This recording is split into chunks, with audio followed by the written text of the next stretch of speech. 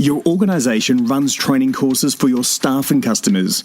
Only problem is it's time-consuming, inconvenient and costly. Take a leaf out of our book. The School of Hard Knock Knocks uses the online training platform by YZ, and our team and customers love it. It's simple to use, supports every media format, audio, video, text, and looks great on desktops, tablets and mobiles. And for a limited time, quote SHKK when you arrange a demo and get 10% off your first year's plan. YZ helps us deliver comedy courses around the world. Imagine what it could do for your organisation. YZ, that's WYZED.com. YZ, online learning made simple. You're listening to the School of Hard Knock Knocks podcast with me, Steve Davis. Ladies and gentlemen, your next comedian. Shouldn't drink on an empty head, you know that, don't you? That is the shittiest heckle I have ever heard in my life. Everyone in this room is now dumber for having listened to it. What's a bucket list? You have dangerously underprepared yourself for the shit that is about to get real.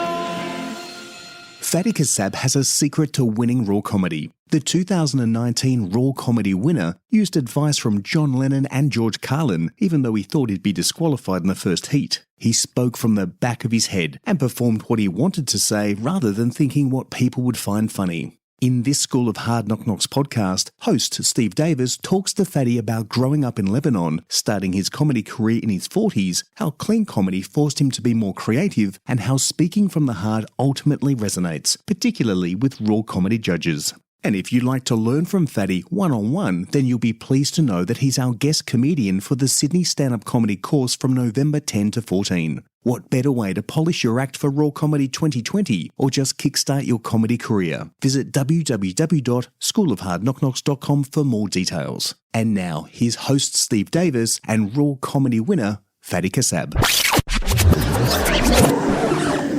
Despite all that stuff happening, though, I love Australia, I really love it. And when people, because I was born and raised in Lebanon, my accent's not very clear here. And Aussies don't ask me, where are you from? I get this question, where's the accent from? Very politically correct, very nice, you know. Where's the accent from? I don't know, I'm from Lebanon. My accent's probably from that one woman who taught the entire school English.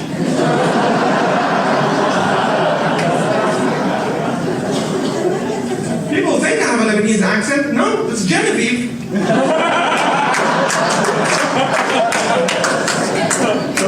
Divorced, bitter, half-assing a day job Genevieve.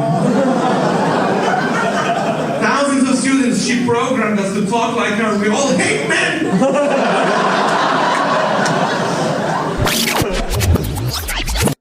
Fady Kassab, welcome to the School of Hard Knock Knocks podcast. Thanks for having me. Excited to be here. Now, I'm told that you started stand-up in 2017, but originally you came to Australia to study web design. Obviously, you're a pretty talented comedian because the website, fady.com.au, if you don't mind me saying, it sort of sucks a little bit. I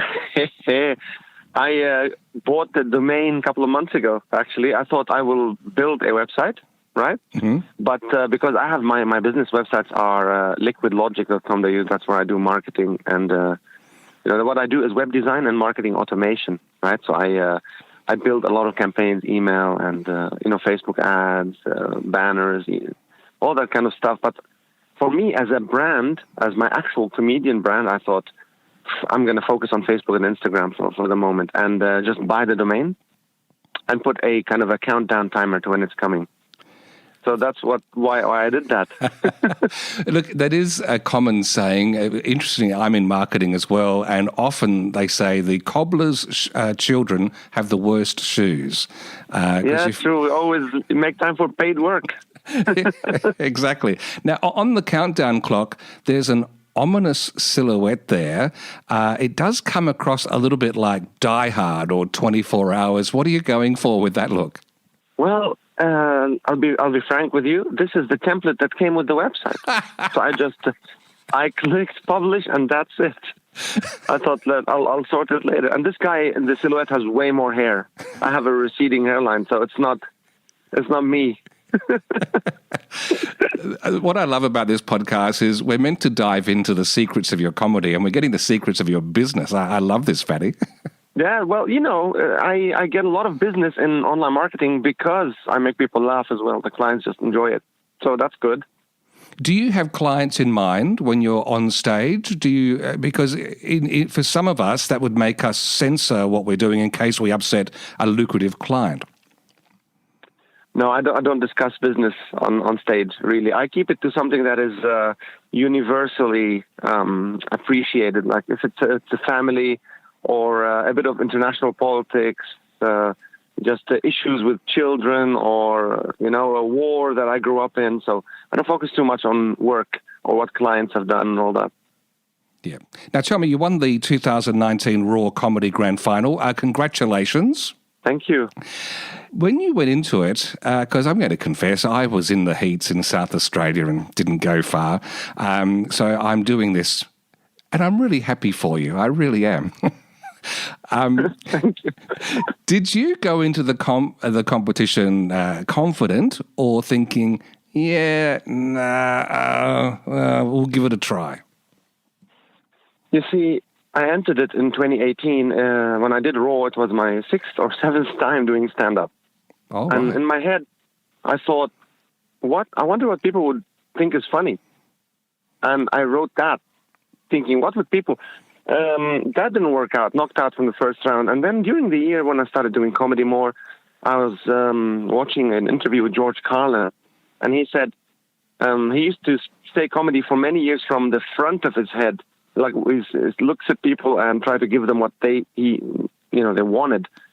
So he said he took some psychedelic drugs and all that. He said, that pushed my career years in advance.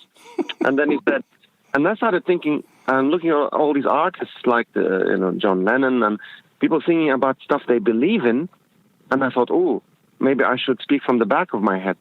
What do I want to say rather than what do I think people would find funny? So when I went in this year, I thought I'm going to get disqualified from the first round because I want to say what I feel. And my first 2 minutes were criticizing the Israeli invasion of Lebanon in 1982 that I lived through when I was 7 or 8 years old. And when the tanks entered my village and all that, I said, I want to talk about the experience in a non-offensive way, more factual. But I thought, I don't know, it'll be appreciated at all, right? So my first 2 minutes was that. And then I crafted a story of migrating to Australia and the challenges that I faced growing up in Lebanon and the war, and then the challenges I faced coming here. Ended up writing, very carefully writing it's not bits. It was a very coherent, linked story with 21 jokes in 5 minutes. So I had to make sure I had a high laugh rate as well. So I really planned it out this year. It's amazing what a year makes in a difference, In a Raw last year and Raw this year, what a difference it made.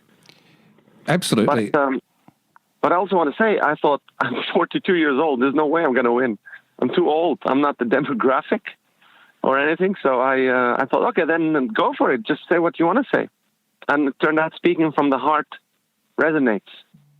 Well, that actually taps into what I wanted to ask about that, because to reveal yourself and your inner beliefs, motivations, etc., takes courage, even just around the dinner party table. But going out on stage in a comedy format, did that just take guts, or was it that case where you said, I've got nothing left to lose, I'm just going for this hell for leather? Sharing the stories, the personal stories, there's a fine line, really. First of all, I'm a big Seinfeld fan, and when I started comedy, I decided I'm not going to swear. Yeah, I decided it's more challenging for me not to swear, and because of that, I started dancing around topics in a very delicate way so that I don't swear and I don't tackle it head on, but make people, think of the punchlines in their head. So for me, when it came to approach a sensitive subject about childhood, war, and all that, I followed the same approach, but I had a lot of, it sounds like I'm talking about myself, but I'll tell you, for example, the opening line at Raw was like, people told me, Fady, for example, take this as a plan. I thought I need to tell people where I'm from and what I've lived through in less than 2 seconds, introduce myself, and set up the joke.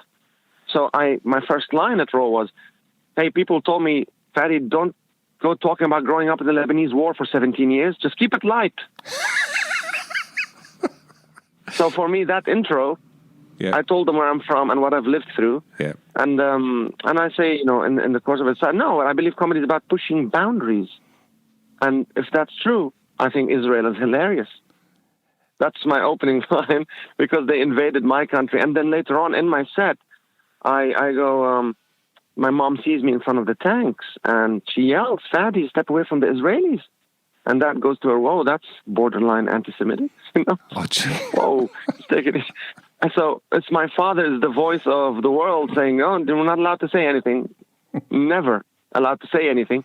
But my idea was, okay, so I'm in my village, I'm 7 and standing in front of a tank in my country, and a foreign force has invaded my country, and I'm not allowed to say a word. So for me, it was a message of my childhood was taken away. I was playing in a garden when the tanks entered. So suddenly tanks entered that innocence of that world I was in. And when I stood up to face it, I got immediately my dad going, and I used the word borderline. He said to my mom, that's borderline anti-Semitic, because they had crossed the border into my country. So I had a lot of thought put into it.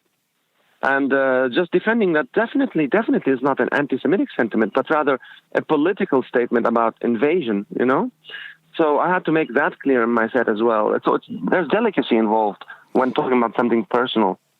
And look, I just want to take my hat off to the mastery of that opening line you were using, though, right at the beginning, about Fady, people say, don't talk. That's very Seinfeld-esque, actually.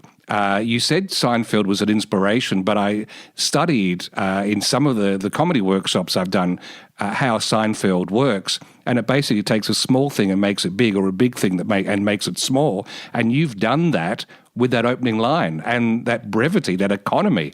Wow. That is everything. Thank you. It's a lot of a big burden to even allude to Seinfeld when you're talking with me. So I'm very honored, actually. But yeah, thank you. But it comes. I'm 42, so I worked 15 years in advertising. Yeah, I was in the last couple of years. I was creative director when I was living in Germany, and I managed Europe, Middle East, and Africa. There, I had teams. I was flying everywhere. I was presenting a lot, and brevity was important in PowerPoint presentations in front of audiences, talking about IT, not comedy, right? Yep. But you learn a lot. And I worked at SBS Radio 15 years ago for 2 years, and I studied writing for radio, which was all about brevity. And the idea is that you have very limited time in radio. And except like in the printed press, when you're reading a newspaper, you have the luxury of time, people reading at their own pace. But radio really forced me back then. I remember, and I don't want to digress too much, I remember the guy who taught us writing for radio. He was the head of a big newsroom in the U.S. before he moved to Australia.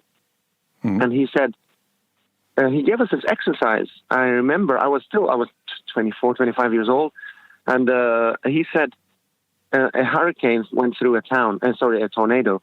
And he gave us the tornado, what time it came in, the damage it caused. 20 people died, and it destroyed cars, properties, and all that. Said, okay, write a summary of this whole thing I gave you. Write a paragraph to summarize it. And I remember we're all sitting there, and I said something like, a tornado passed through this town, destroying 20 houses, causing all this damage, and $2 billion worth of damage, whatever it is, the number, and killing 20 people, and he said. In the group at the time, I remember, said Fady did the most succinct one, but wrong. He reversed the order. And I said, how? He goes to me, Fady, 20 people died when a tornado went into a town, and that's your story. Remember that. Look at the whole story and see what is the human element in it. Don't say sequentially how it happened. The tornado went in, then destroyed homes, and then it killed people. The killing of the people was your story.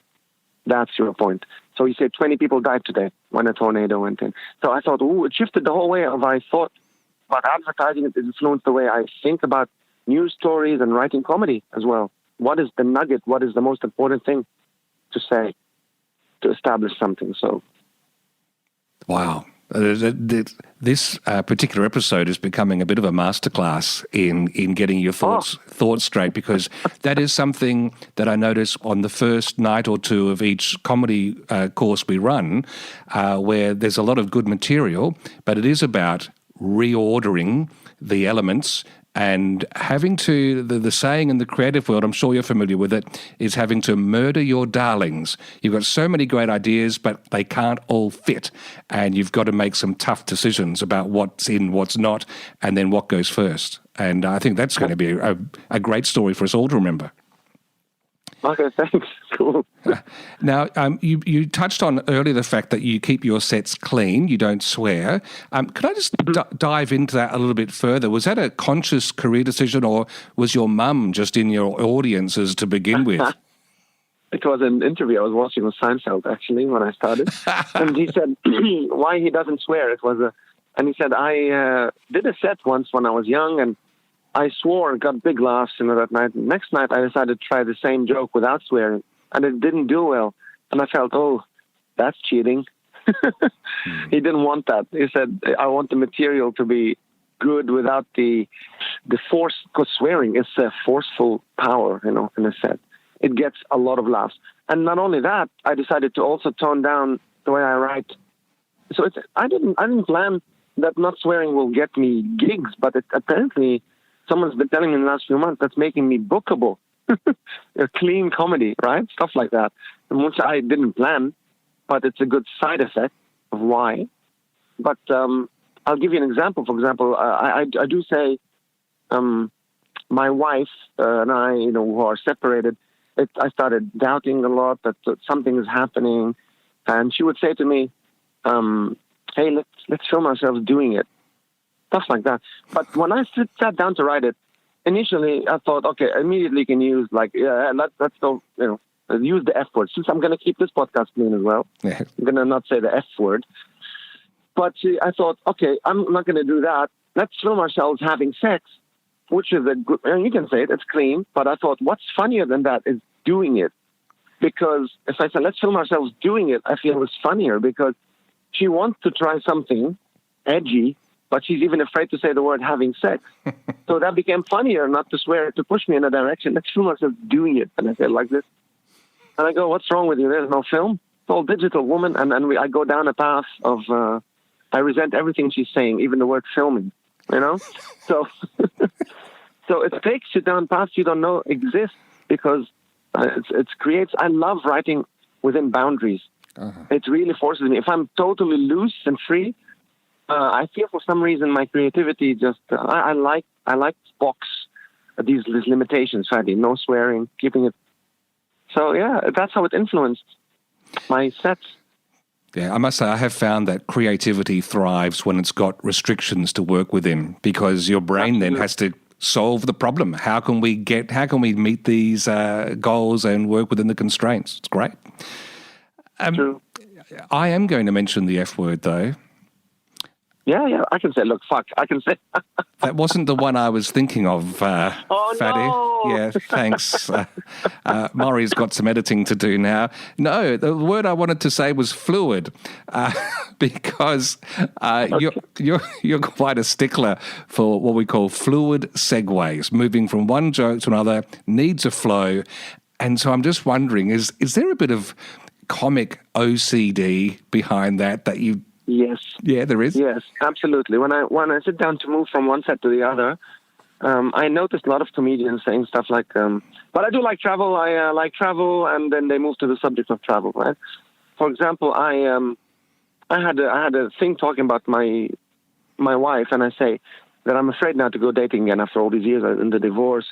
So I'm thinking, you know what? I'm going to end up buying a sex robot, and I talk about the sex robot, and I make a few jokes about it becoming self-aware and then leaving me as well when it becomes self-aware, the AI.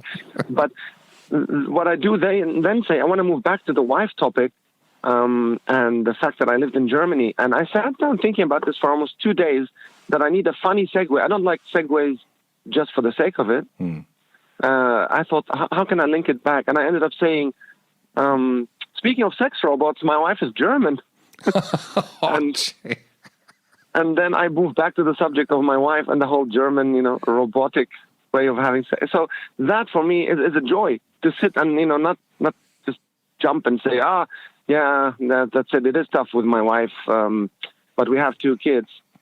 So what that led me to when I wrote, speaking of sex robots, my wife is German, and that gets a laugh. I go, my wife is German, I'm Lebanese, our kids are blonde and hairy, and quite anti-Semitic, right? I say that usually, but that I go, no, I'm kidding, they're not blonde.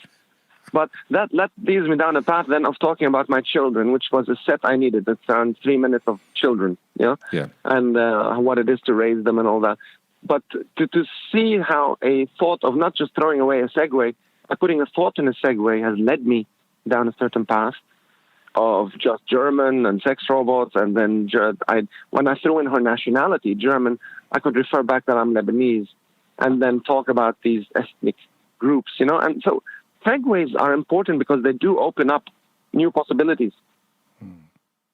And they help bring people along with you on the story as well.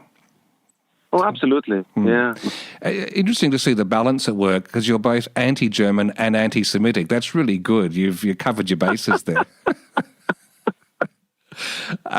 Now, I've heard you say in another interview that you feel like an outsider looking through the cultural window into Australia. So how do you leverage that perspective? How do you make the most of it for your comedy? It's initially when I started, I thought I don't want to go down a path that is a very easy path, okay? And the easy path, and I see it around me, is doing woggy comedy, whatever it is, and say, I'm not Australian, and this is how you guys are all different to me, Rather, I thought it might pigeonhole me in my career, going down a path where, come on, then suddenly I'm booked for all these Lebanese weddings, and you know what I mean? I thought my career might end up down there. And I thought, the cultural approach I want to take is more of that underneath all of that, we'll have a human nature, So it's not just about culture. For example, I do make fun of some stereotypes because when I did move to Australia, I mix my sets. For example, I say people told me you're Lebanese, you should live in Western Sydney, like in Bankstown. That's where all the Lebs live. And I say, sure, that's why I left my country and moved to another country to live with the Lebs. What's wrong with you? So I said, I decided, not to. I mean, I don't throw too much. I said, like they told me, watch out for the Middle Eastern community, organized crime. And I go, what are you talking about? Organized? Have you seen us? So I criticize us a bit regarding, like, we're disorganized in general, but I don't. And then I say I moved to Kingswood. I decided, no, not Bankstown. So I chose an equivalent suburb at the time. That is, it's not a great suburb of Sydney. But I lived in it for a couple of years, but I was with white Australians. And then I go, it was great, living there. And I talk about the experience of September 11 happening while I'm in the white Australian. It doesn't matter that I'm a Lebanese Catholic. I never mentioned that on stage that I'm Christian. It's rare that I mention that because I'd like to keep the idea of, does it matter what I'm Lebanese or not? If I'm Christian or Muslim, it doesn't matter. That's it. I've been labeled Middle Eastern.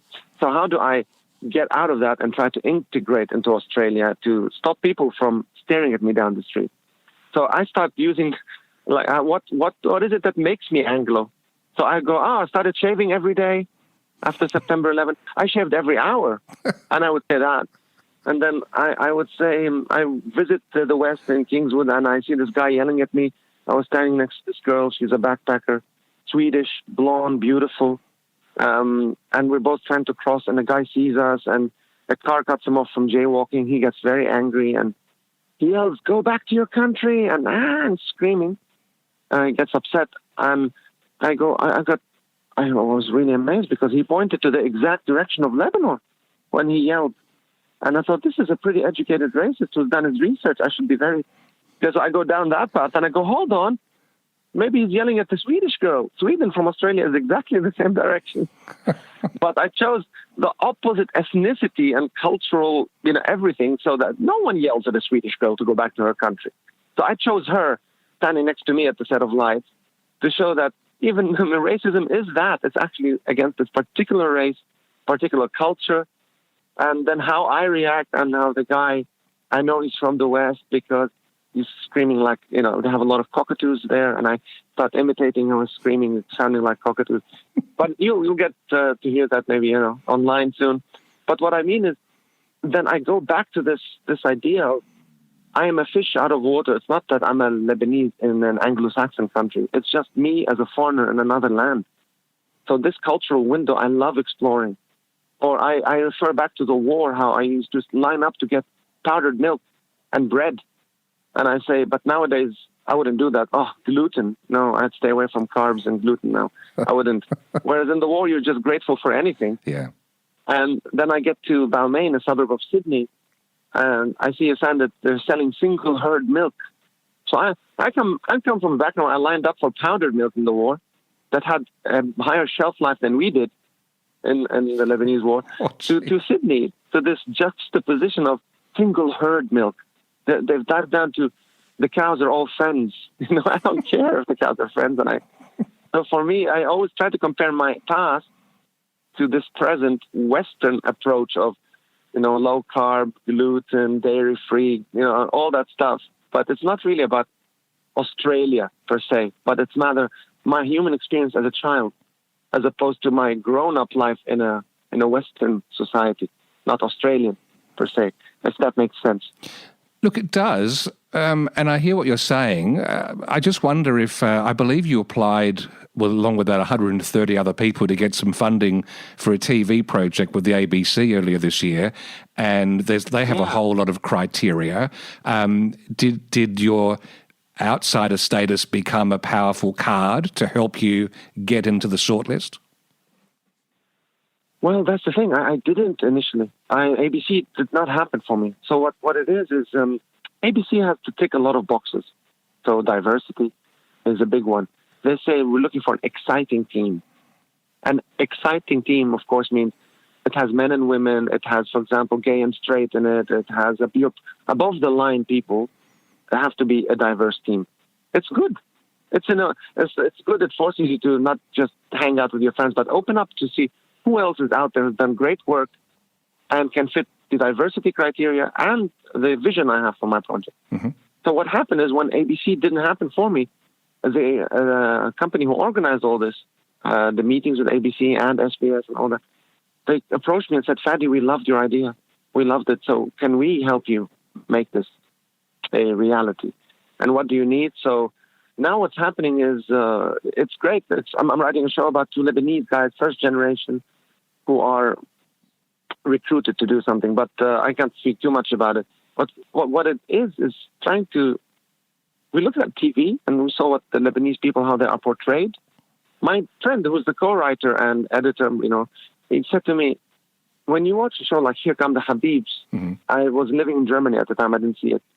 He said the mother who shows up is a Greek actress. They didn't even get a Lebanese actress to play the Lebanese mother. He said, so she doesn't speak Lebanese. When she does, she speaks broken Lebanese. We should do something really to show this is not really how we are. She's holding a tray of baklava, says, I've made this myself, to the neighbors in the show. And he goes, who makes that? It's such a difficult pastry. We always buy it. So there's no realism. It's kind of what would, it was very much what would Anglo-Saxon Australia think of this ethnic group? This is an outsider's view, and we wanted to write an insider's view about how the community really functions and how we're all struggling, and we have parents overseas, and the money we make here we send overseas to support the families, always that guilt that we left. So we have a totally different angle. And that helped me, to go back to the question. This idea is not it's not used in Australia much. I don't think I've seen it as well, about two first-generation Lebanese migrants here.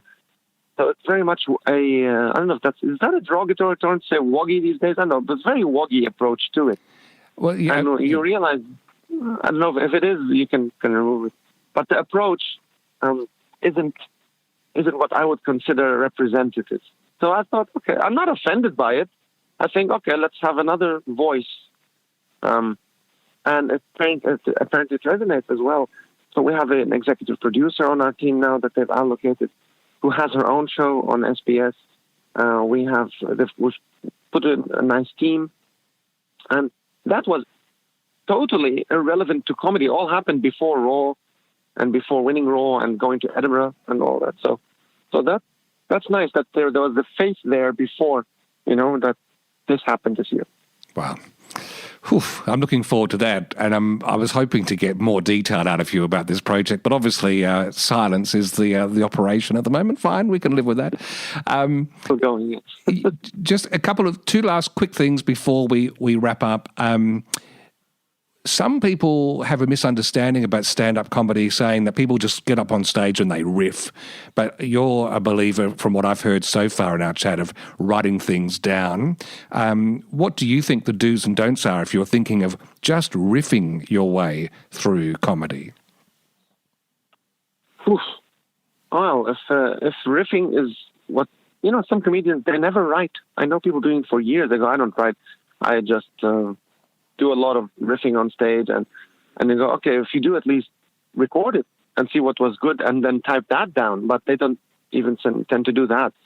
I do riff, like sometimes, for example, for me, I was very much afraid of silence in the beginning. Because when you start stand-up, you have 5 minutes and you want to get all these thoughts, you want to test them before the light comes or the bell rings and all that. You realize that open mic doesn't give you the breathing space, because of course, comedy is tragedy plus time. That's basically what it is. You need the time for a joke to land. And I realized something that something Seinfeld says. It said good sets help you add, and bad sets help you trim and take out the jokes the fluff.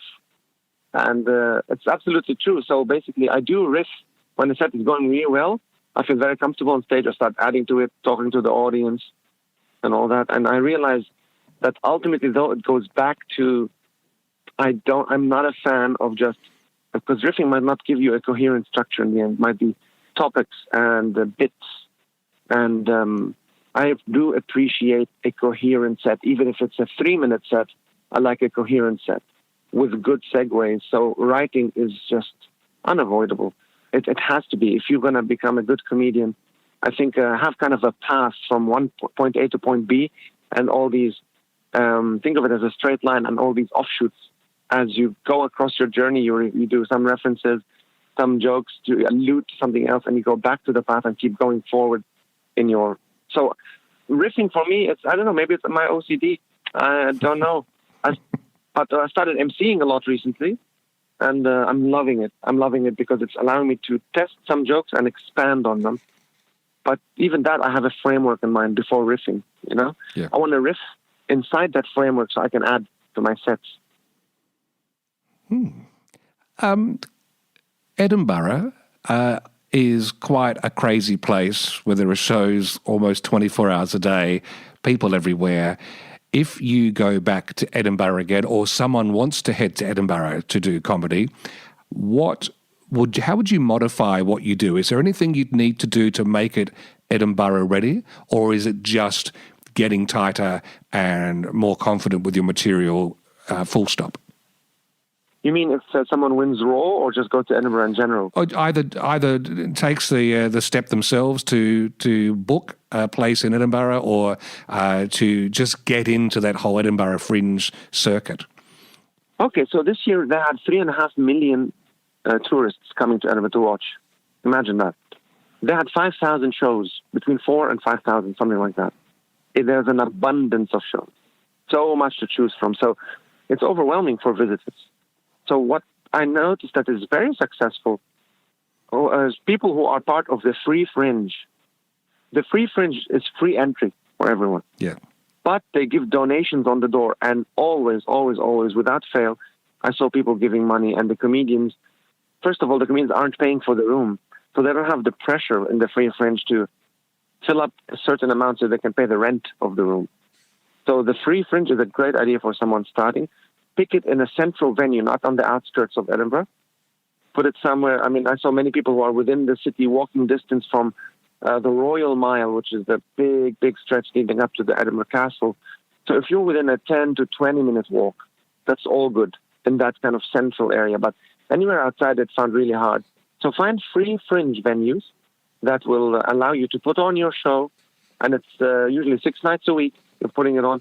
And really, when it's a good venue with a good courtyard and, beer gardens and all that, I saw it always filling up. And when people came out, I would say 70% were donating money. £5 here, £10 there.